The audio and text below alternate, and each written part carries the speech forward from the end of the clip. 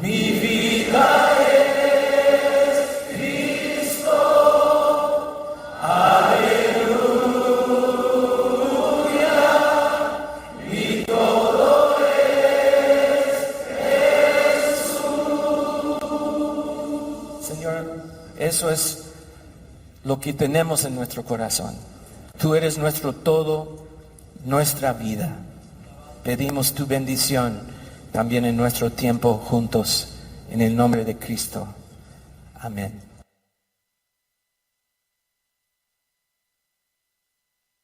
Vamos a prepararnos. Llegó la hora de que Dios nos hable a través de su palabra. Recordemos que la predicación es una declaración de la voluntad de Dios. Le pido al hermano Fernando, que hoy tiene el privilegio de compartir la palabra del Señor. El Señor lo ha capacitado para hablarnos acerca de su palabra. Gracias, hermanos. Buenos días.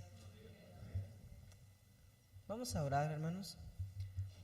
Te agradezco, Padre, esta preciosa bendición, mi Dios, que me das de estar aquí frente a mi iglesia, frente a mis hermanos, frente, Señor, a este pueblo, Señor, esta porción de tu iglesia que tú, mi Dios, has salvado, has redimido y que aún, Señor, sigues añadiendo. Te ruego, Padre, que a través de esta enseñanza podamos entender, mi Dios, tu palabra, tu voluntad, Señor, para con nuestra vida, mi Dios. Que cada día, mi Dios, aprendamos a amar y amarte a ti por sobre todas las cosas, Señor, y aborrecer el pecado y apartarnos más y más del pecado. Te pido, Señor, que podamos ser edificados, Señor, todos juntos, para la gloria de Jesús. Amén. Amén. Hermanos, esta mañana vamos a hablar acerca del pecado. Todos hemos y sabemos acerca del pecado. Dios nos salvó a todos del pecado. A todos los que hemos creído en Jesús, pues sabemos qué es lo que es el pecado. Pero vamos a dar una pequeña explicación acerca de qué es el pecado. ¿Alguno de ustedes ha escuchado o tiene alguna idea de qué es el pecado? Voy a dar unos conceptos breves acerca del pecado. Y yo espero que a través de esta enseñanza podamos saber cuál es la relación que el cristiano tiene con el pecado, ¿verdad? Todos nosotros, antes de venir a Jesús, antes de conocer a Cristo, pues teníamos una relación muy cercana con el pecado. El pecado era, pues, nuestro pan de cada día. Todos los días cometíamos pecado.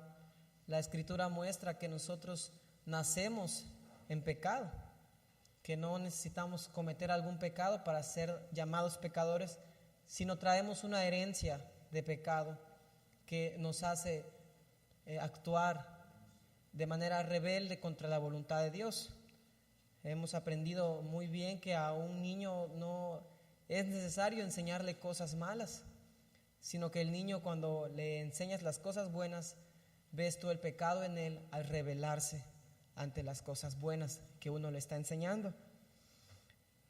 El pecado es una omisión contraria a la ley. El pecado significa transgredir el camino de los mandamientos divinos. Es un acto de rebelión. Siempre constituye una ofensa contra el carácter santo de Dios y sus mandamientos, los cuales no solo se remiten a las obligaciones que tenemos con el Creador, sino también para con el prójimo. Es decir, que tú puedes pecar y pecas contra tu prójimo y al mismo tiempo estás pecando contra Dios. O puedes pecar directamente contra Dios y no necesariamente estar afectando a una persona de manera directa. Hay algunos pecados que la Biblia cataloga como que aquel que los comete está pecando contra su propio ser, contra sí mismo. Y esos son los pecados sexuales, ¿verdad? Quiero leerles lo siguiente. Nuestros primeros padres, seducidos por la sutileza y tentación de Satanás, pecaron al comer del fruto prohibido. Quiso Dios, conforme a su sabio y santo propósito, permitir este pecado, habiendo propuesto ordenarlo para su propia gloria. Es decir, hermanos, todos sabemos que el pecado en la humanidad comenzó en el huerto del Edén, cuando Adán y Eva, que son los primeros padres, se rebelaron contra Jehová, contra nuestro Dios. Ahí fue el inicio, la introducción del pecado a la raza humana. Pero no fue el inicio del pecado en sí. El inicio del pecado en sí, entendemos a través de la Escritura que comenzó con la rebelión de un ser que se convirtió en lo que hoy conocemos como Satanás o Lucifer, el padre de toda mentira. Entonces, en el momento en que Adán y Eva pecan, quiero decirles que Dios pudo haber impedido eso. Definitivamente, sí. El ser humano en ese momento pecó contra Dios y Dios lo permitió. Es decir, que no fue algo que a Dios le tomó por sorpresa. Como por ejemplo, cuando tu hijo o tu hija hace alguna travesura que tú no tenías esperado que fuera a hacer, tú no habías previsto que eso iba a suceder, porque si tú lo hubieses previsto, no hubieses dejado la sartén en la estufa prendida, sin supervisión. No ibas a saber que tu hijo iba a hacer una travesura y se iba a quemar, ¿no? Definitivamente Dios no es el autor del pecado. Eso nos tiene que quedar muy claro. Él no creó el pecado, sino creó en dos hombres la voluntad de poder sujetarse a la voluntad, les dio una voluntad con la cual podían sujetarse a sus mandamientos o desacatar sus mandamientos. Ellos no habían probado el pecado, ellos no habían probado el mal, hasta que en el corazón del hombre, en este caso de Eva y posteriormente de Adán, vino la idea de querer ser como Dios, de querer conocer el bien y el mal como Dios. ¿Ya existía el mal cuando Adán y Eva pecaron? Sí. Ya existía Lucifer, ya existía la serpiente. ¿Quién fue el que los tentó? Entonces, Dios de esta manera, hermanos, Dios de esta manera demostró que aún el pecado en la humanidad lo exaltaron y lo terminaría usando para su propia gloria. Usted se ha puesto a pensar que la venida de Jesús al mundo, su muerte en la cruz, su resurrección, siguió el plan perfecto que se alineó al rescatar a la humanidad caída. Dios demostró su amor por nosotros de esa manera, salvándonos en nuestros pecados. Y todo se alineó para darle la gloria a Él. Con esto no quiero decir que Dios es el autor del pecado. Eso tiene que quedar muy claro. Lo que acabo de leer lo extraje de una confesión antigua, que es la Confesión de Fe de Westminster. ¿Qué relación tiene el cristiano con el pecado entonces? Hemos estudiado estas últimas semanas, el pastor ha estado enseñando acerca de la relación del creyente con su iglesia, ¿verdad? ¿Qué responsabilidades tiene el creyente con su iglesia? ¿Cuáles son las implicaciones de que uno forme parte del cuerpo de Cristo? Ahora vamos a ver qué implicaciones o qué relación tiene el cristiano con el mundo o con el pecado. Y le pido que me acompañe en su Biblia en el capítulo 4 de Efesios, versículo 17. Efesios capítulo 4, versículo 17.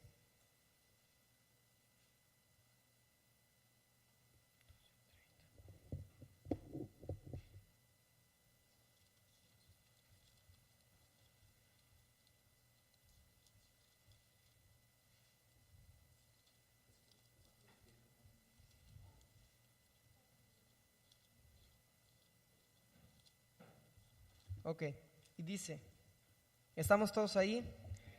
Esto pues digo y requiero en el Señor, que ya no andéis como los otros gentiles que andan en la vanidad de su mente, teniendo el entendimiento entenebrecido, ajenos de la vida de Dios por la ignorancia que hay, por la dureza de su corazón, los cuales, después que perdieron toda sensibilidad, se entregaron a la lascivia para cometer con avidez toda clase de impureza. Esta es una carta dirigida a un pueblo gentil. Es una carta dirigida a cristianos no judíos que se habían convertido al cristianismo. Los otros gentiles a los que se refiere esta carta en el versículo 17 se refiere a los incrédulos, se refiere a aquellos que no han creído y que todavía no son cristianos. Y nuevamente en este texto, en este versículo 17, es importante aclarar el significado de la palabra andar. Nosotros podemos ver en esta palabra pues algo, no sé, un significado muy corto, andar, pero realmente esta palabra tiene una connotación mayor. Del griego peripateo, creo que algunos de nosotros ya hemos estudiado esta palabra en la Biblia, aparece en varias ocasiones, que quiere decir caminar por todas partes.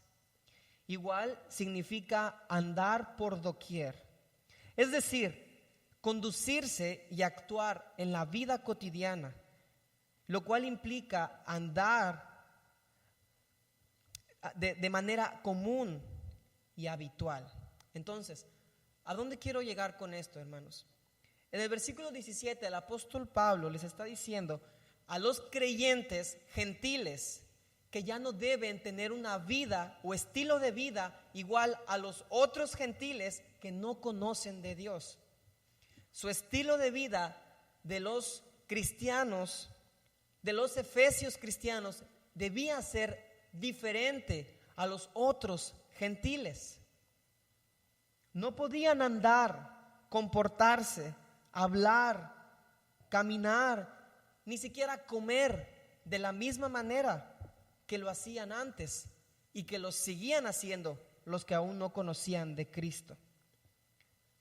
Porque dice aquí en el versículo 17 que los tales andan en la vanidad de su mente. Es decir, su mente aún sigue en cosas de este mundo, en cosas que no tienen valor, no en las cosas eternas. Voy a leer nuevamente. ¿Cuál es la forma en la cual los gentiles andaban? Los gentiles o los no creyentes. En el versículo 17 nos habla acerca de que ellos andan en la vanidad de su mente.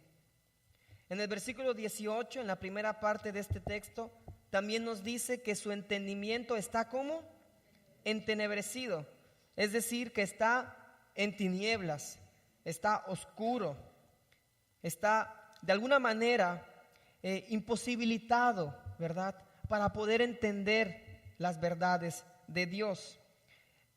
Siguiendo en el versículo 18 también nos dice que estas personas, los gentiles, están separados y cautivos de esta ignorancia que los aparta de Dios. Siguiendo en el versículo 18 dice también que tienen el corazón como endurecido. Y por tanto, el versículo 19 nos dice que ya perdieron toda sensibilidad y se entregaron a la impureza.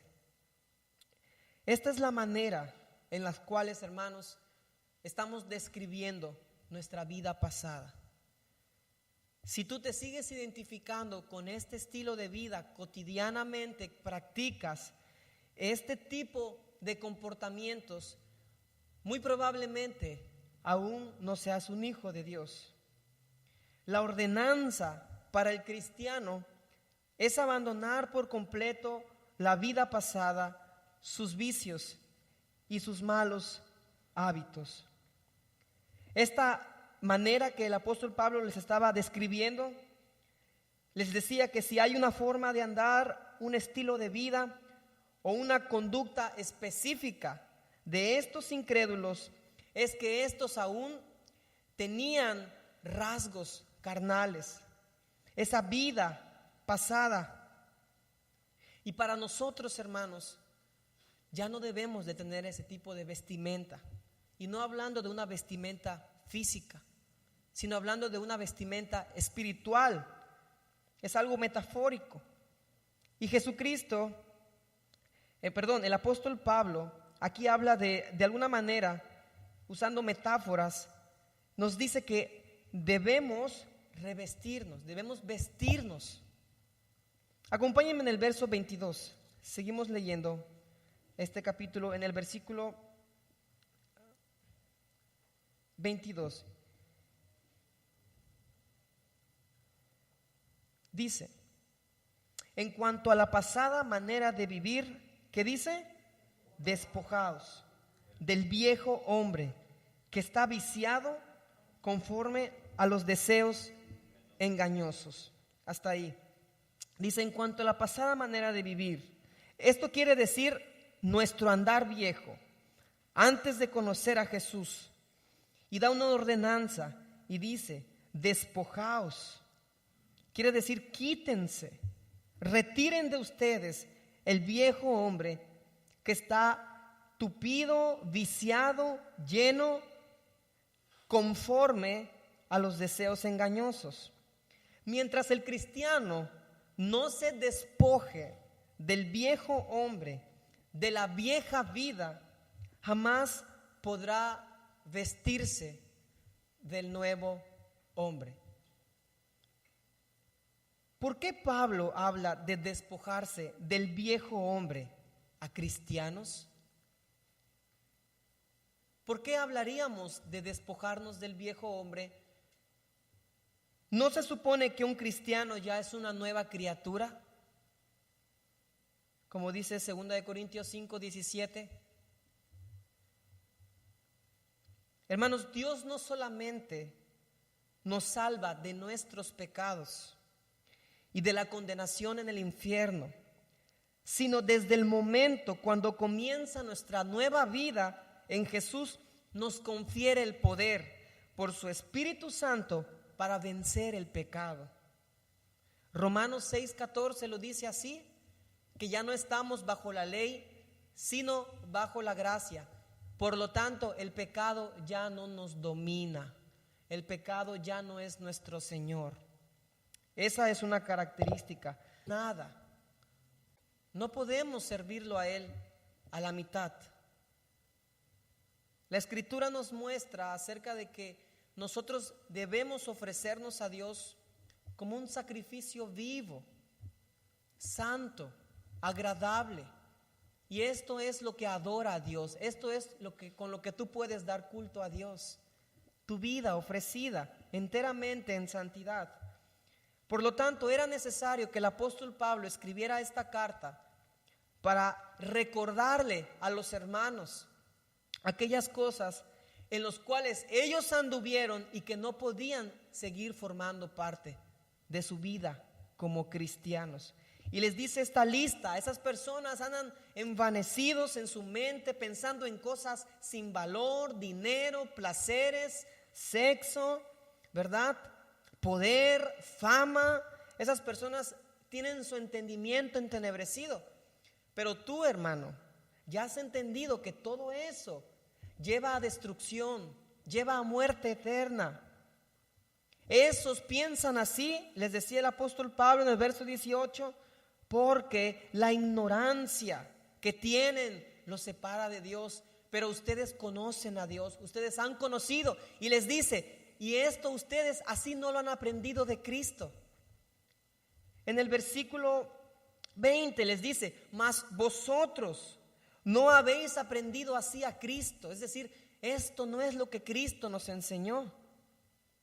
Ellos tienen el corazón endurecido, pero los cristianos ahora tenemos un corazón de carne, una nueva naturaleza. Ellos perdieron ya toda sensibilidad, pecan y pecan y pecan, y ni siquiera su conciencia ya los redarguye. Nosotros pecamos, hablamos una mentira, hacemos algo que transgrede la ley de Dios, y enseguida nuestra conciencia y el Espíritu Santo con más fuerza nos dicen que hemos pecado y que hemos ofendido a nuestro Padre. Y no podemos seguir así hasta que no nos ponemos a cuentas con Dios. Entonces, despojarse del viejo hombre es algo imperativo y posible por la gracia de Dios. La vida cristiana debe ser radicalmente diferente de la vida vieja. Para eso Pablo les hace 3 advertencias a los efesios o consejos. El primero, en el verso 22 al 23, les dice: despójense, despojarse. Después les dice en el verso 24: ya que se despojaron, ahora vístanse. Es tiempo de vestirse. Y continuamente, constantemente desechar, en el verso 25, las cosas de este mundo. Debemos reemplazar conductas, hábitos viejos por hábitos nuevos, desechar constantemente la contaminación de este mundo. Por ejemplo, si vemos en el versículo 24, Efesios 4:24 dice: vestidos del nuevo hombre creado según Dios en la justicia y santidad de la verdad. ¿Qué es todo lo contrario a la verdad? La mentira. ¿Cuántos han mentido en esta semana? Al menos, ¿cuántos han dicho una mentira? Estoy seguro que casi la mitad de los que estamos aquí han mentido esta semana. Pero vean lo que dice la Biblia. En el versículo 24 dice: vístanse del nuevo hombre, creado según Dios en la justicia y santidad de la verdad. La Escritura nos dice: hermanos, no os mintáis los unos a los otros. ¿Por qué? Porque somos un solo cuerpo. Si tú mientes a tu hermano, estás siendo una persona que se está lastimando a sí mismo, porque tú formas parte de ese cuerpo. Si tú hieres a tu hermano, si tú a lo mejor agredes a tu hermano con tu palabra, con tus expresiones, le haces una broma muy mala y él se ofende, tú debes sentir dolor también. Si no sientes dolor, muy probablemente no formas parte del cuerpo de Cristo. Muy probablemente no estás en el cuerpo de Cristo. Entonces, el apóstol Pablo aquí les dice que ellos tienen que hablar la verdad. La misma Biblia nos dice que la iglesia es columna y baluarte ¿de qué? De la verdad. Nosotros, hermanos, profesamos a Jesús como ¿qué? Como el camino, la verdad y la vida. Pero decimos mentiras. ¿Cómo está eso? Decimos: Jesús, tú eres el camino, la verdad y la vida. Y decimos mentiras. Esto no es congruente. Y por eso el apóstol Pablo aquí les dice que tienen que vestirse de este nuevo hombre creado según Dios en la justicia y santidad de la verdad. No permitamos, hermanos, les leeré una fracción de un teólogo de la antigüedad, Crisóstomo. Escribió sobre este texto acerca de que Jesús es el camino, la verdad y la vida, acerca de que debemos nosotros andar en la justicia y la santidad de la verdad. Fíjense cómo lo describe de manera muy gráfica. No permitamos que el ojo mienta al pie, ni el pie al ojo. Si hay un foso profundo y su boca está cubierta con ramas y hojas, dando la apariencia al ojo de ser terreno firme, ¿no usaría el ojo al pie para averiguar si el terreno es firme y resistente? ¿Dirá el pie una mentira al ojo o le dirá la verdad? Y de igual manera, si el ojo ve una serpiente o una bestia salvaje, ¿le mentirá al pie? ¿Cuál es la enseñanza? ¿Cuál es la enseñanza de esta fábula? La enseñanza es que si el ojo no advierte al pie, al final de cuentas los dos van a salir lastimados. Si el pie no advierte al ojo, al final de cuentas los dos van a caer. ¿Por qué? Porque forman parte ¿de qué? De un mismo cuerpo. Si tú mientes a tu hermano, si tú deshonras a tu hermano, al final de cuentas estás ofendiendo a Dios y estás haciéndote daño a ti mismo.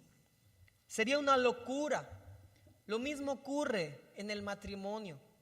La Escritura dice que el hombre debe tratar a su esposa como vaso más frágil. Y la Escritura dice que nunca nadie, jamás, nadie, nada más un loco aborrecería su propio cuerpo, dando a entender que el hombre y la mujer son un solo cuerpo, y si alguno daña al otro, se está aborreciendo, se está hiriendo a sí mismo. Y díganme ustedes, ¿quiénes son los que se hieren a sí mismos? ¿Acaso algún cuerdo se hiere a sí mismo?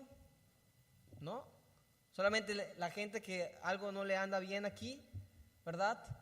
O a lo mejor es gente que influenciada por las corrientes de este mundo, ¿verdad? Y en la depresión se hiere a sí misma. Pero una persona con una mente que está en Cristo, que está asentada en la justicia y la santidad de la verdad, no hace eso. Definitivamente que no, hermanos. Leamos acerca del versículo 26. Efesios 4:26. ¿Qué dice? 25, perdón. Dice, por lo cual, desechando la mentira, hablad verdad cada uno con su prójimo. ¿Porque qué? Porque somos miembros los unos de los otros. Está muy claro. Si yo miento a mi hermano, me estoy haciendo daño a mí mismo, me estoy mintiendo a mí mismo, por decirlo así. Versículo 26, ¿qué dice? Airaos, pero no pequéis. No se ponga el sol sobre vuestro enojo, ni deis lugar al diablo. Hermanos, aquí el apóstol Pablo no está hablando de algún pecado como de esos pecados escandalosos de los cuales él a lo mejor nos salvó, fornicación, ¿verdad? Y que allá andaba uno a lo mejor drogándose, tomando, no sé, prostituyéndose, y tú dirías, ¡ay, qué horrible! Pero quiero decirte que tan solo una mentira puede mandarte al infierno si no te arrepientes de verdad, si no confiesas tu pecado y si no crees en Jesús. ¿Cuántos pecados son suficientes para mandar a una persona al infierno? Uno. Y muchas veces ese un pecado ni siquiera lo tienes que cometer. Nacemos en pecado, hermanos. Todos nosotros nacemos en pecado, y porque nacemos en pecado somos pecadores durante toda nuestra vida. Muchos de nosotros pecamos y nos vamos a los vicios, ¿verdad? Muchos a lo mejor fueron drogadictos, otros fueron muy avariciosos, ¿verdad?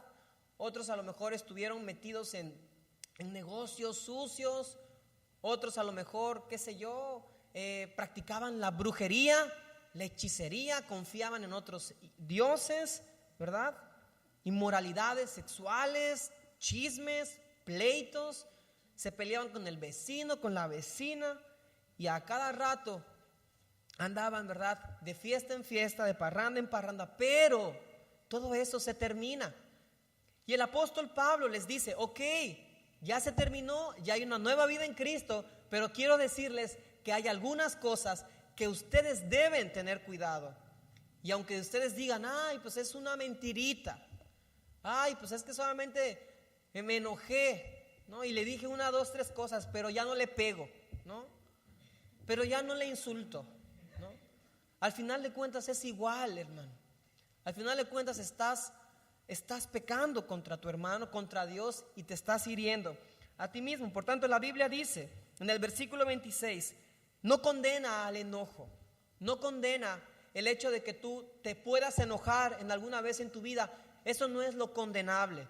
Lo condenable es que tú te enojes y al mismo tiempo peques, insultes, agredas, ofendas y sobre todo no te pongas a cuentas con Dios y con la persona que has agredido. La Escritura dice que aquella persona que hace eso le está dando lugar al diablo. Y yo no sé cuántos de ustedes quieran darle lugar al diablo en sus vidas. Versículo 28.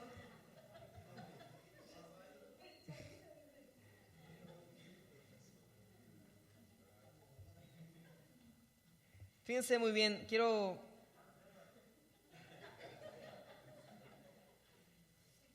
esto de la ira y el enojo por la misericordia, cambiar la ira y el enojo por la misericordia, nos habla de saber cómo controlar nuestro temperamento. Acuérdense muy bien, hermanos, que tú ya no puedes tener el mismo enojo antes de Cristo que después de Cristo, ¿verdad? Aunque tú digas que ya dejaste de fumar, que ya no haces esto, que ya no insultas, si tú te enojas de la misma manera como te enojabas antes, es muy probable que no estés caminando, andando en Cristo. Fíjense qué dice. Moody es un autor, teólogo. No sé cuántos de ustedes han escuchado acerca de la Universidad de Moody. Una vez dijo que él no daría un peso por un cristiano sin temperamento, pero que no daría ni un centavo por un cristiano que no sepa controlar su genio. Pablo dice que el creyente debe ser misericordioso, amable y perdonador.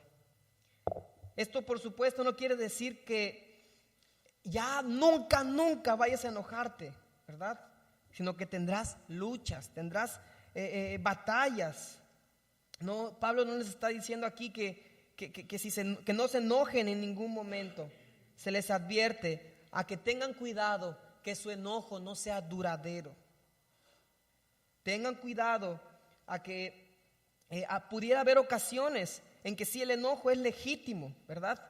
Pero como dice la Escritura, que aquella persona que aborrece a su hermano, que se ensaña con su hermano de tal manera, es como si ya hubiese cometido homicidio contra ese hermano. Es decir, que tú con tus palabras, con tu enojo, puedes aborrecer tanto a una persona que Dios mismo lo compara con un homicidio. Así que ten cuidado porque no estamos exentos de esto, mis hermanos. Nadie está exento de tener un enojo, de enojarse por algo, ¿verdad? Esto va para todos, jóvenes, papás, esposos, esposas. Tengamos en cuenta lo que nos dice la Escritura. Y luego en el versículo 28 que dice, el que hurtaba, no hurte más. No hurte más, sino trabaje haciendo con sus manos lo que es bueno, para que tenga que compartir con el que padece necesidad. Aquí el verbo hurtaba debe entenderse como el que hurta. Porque en esta palabra es un participio presente. En esta palabra griega que dice hurtaba, es un participio presente. Quiere decir que es algo que está todavía continuo en el presente, el que hurta. Y muy probablemente algunos de los hermanos aún tenían en su vida acciones que eran llamadas hurto o robo. Yo no sé cuántos de ustedes aún se quedan con el cambio, ¿verdad? O no sé cuántos de ustedes algunas veces conectan un diablito cuando les cortan la luz, ¿verdad? O no sé cuántos de ustedes cuando alguien se equivoca y les dan cambio, les dan más de cambio, dicen, qué flojera, me bendijo Dios, ¿no? Eso es robar. Eso no es bendecido por Dios. Y muy probablemente a ti te han prestado algo y sabes que ahí lo tienes en tu casa y sabes de quién es y todavía no lo has devuelto y no esperas devolverlo. ¿Sí? Ese es el hurto más grave que pueden hacer, robarse un topper. Todo menos un topper. Entonces, el que hurtaba aquí, y muy probablemente muchos de estos cristianos aún seguían en esta práctica del robo. Más aún, Pablo está relacionando estrechamente la palabra hurto con el dejar de ayudar a otros. Fíjense muy bien hasta dónde lleva la gracia de Dios, el nivel de cumplir los mandamientos de Dios. Es decir, si tú no ayudas a nadie, también puede ser considerado como una clase de hurto. ¿Por qué? Porque Dios te da tu trabajo para que tú también puedas ayudar a los más necesitados. Si Dios te ha dado un trabajo, si Dios te da y ves a algún hermano, a alguna persona necesitada y no haces nada por ayudarla, también estás pecando. La Biblia dice que el que sabe hacer lo bueno y no lo hace, le es contado por pecado. Seguimos avanzando. En el versículo 29 dice ninguna. ¿Cuántas? Ninguna. Ya no, hermanos. Aquellos que todavía dicen alguna groserita por allá, se les escapa un insulto, una ofensa, tengan cuidado porque la Biblia no da lugar a eso. Dios es santo, hermanos. Dios es santo. Y uno tiene que ser santo y hablar de manera santa en la iglesia, en su trabajo, en su casa, en la calle, aun cuando estás con incrédulos. Muchas veces por querer pasar, ¿verdad? Y ser así como no sé, querernos pasar por hacer empatía con ellos, ¿verdad? Pues empezamos incluso a hablar como ellos y adoptar sus mismos modismos y maneras de hablar. Pero déjame decirte que se trata de que tú los influencies a ellos al evangelio y no de que ellos a ti te influencien. Por tanto, dice la Biblia, ninguna palabra corrompida salga de vuestra boca, sino la que sea buena para la necesaria edificación, a fin de dar gracia a los oyentes. Miren, aquí no solamente se refiere a groserías, ¿ok?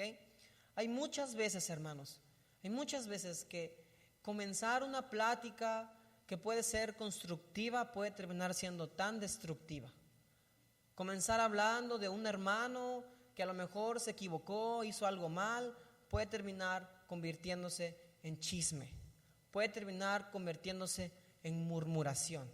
Por tanto, si tú te encuentras rodeado de hermanos en los cuales de edificación se está tornando a murmuración y no están aportando nada y ni siquiera hay una pizca de decir, bueno, vamos a orar por esta persona, sino simplemente es hablar de lo malo que hizo, de cómo se vistió, de cómo respondió, quiero decirte que estás hablando palabras corrompidas. La Biblia dice que solamente debemos hablar las palabras que son de edificación. Entonces, pregúntate antes de hablar si lo que estás diciendo va a edificar, adelante. O pregúntate mientras estás hablando, ¿estoy edificando a mis oyentes? ¿Los que me están escuchando están siendo edificados? Si tú no tienes la seguridad de que eso sea así, es mejor que no lo digas. Es mejor que pienses antes de hablar. Estas palabras corrompidas afligen al Espíritu Santo, contristan al Espíritu Santo cuando uno las pronuncia. Entonces, seguimos avanzando. En el versículo 30, ¿qué dice? Y no contristéis al Espíritu Santo, con el cual fuisteis sellados para el día de la redención. El Espíritu Santo, si tú eres un hijo de Dios, si Jesús mora en ti, su Espíritu también, ¿verdad? Y el Espíritu Santo no se va de ti, no. Si tú llegas a pecar, el Espíritu Santo no se va de ti, pero se contrista, pero no está obrando en tu vida como lo hiciera cuando tú estás en plena comunión con Dios, con tus hermanos. Y pone una estrecha relación entre murmurar y hablar palabras que no edifican con el contristar al Espíritu Santo.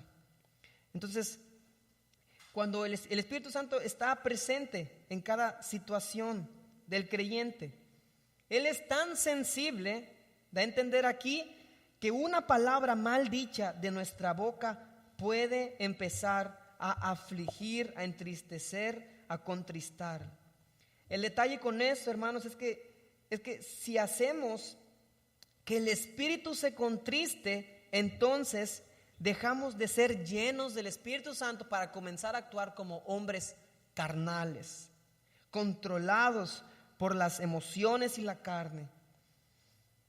Y en este estado, hermanos, corremos un grave peligro porque el Espíritu no puede hacer su obra plena.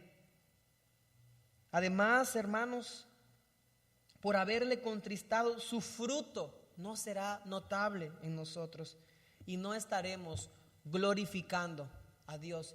La Biblia dice, Jesús dice en su palabra, Él nos dice que nosotros llevemos, ¿cuánto fruto? Que llevemos mucho fruto.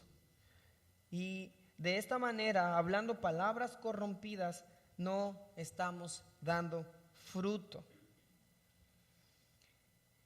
Y también seguimos avanzando en el versículo 31 que dice: quítense de ustedes toda amargura, enojo, ira, gritería y maledicencia y toda malicia.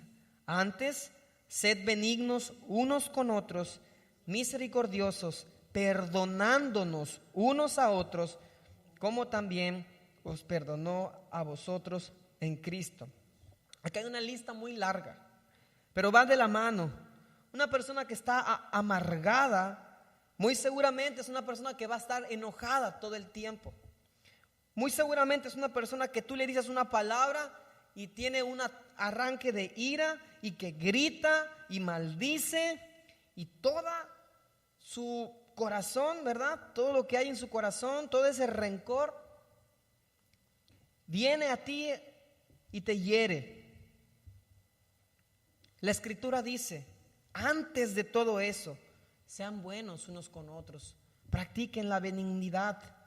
Lo contrario a ser una persona que se enoja con ira es una persona que cuando